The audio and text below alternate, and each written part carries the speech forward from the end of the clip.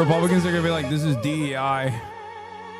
This is this DEI singer.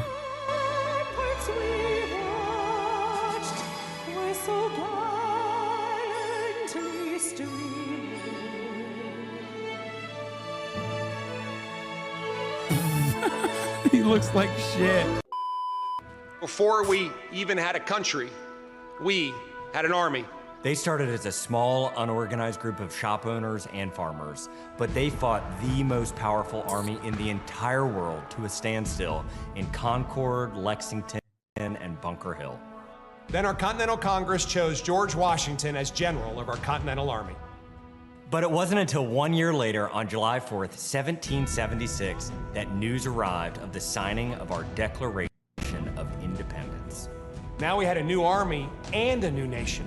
It's like probably the worst time to try to instill patriotic feelings in this country when there's so much discontent and anger, where people are like, why can't we go back to the glory days? Because like right now, you're talking about the glorious past, you know, Revolutionary War, taking out a monarch, like removing a monarch's grip of power. Meanwhile, now all the army does is just brutalize like brown 14-year-old children so that a bunch of rich assholes can make money stealing the natural resources of said country and failing to do so in the process anyway. Back in the day, and we see it as they progress through here. This is the start of the era of what would have been, what soldiers would have looked like and how they would have worn. By the way, we expect to see straight up, Trump is so zesty with it because low-key, this is kind of cool.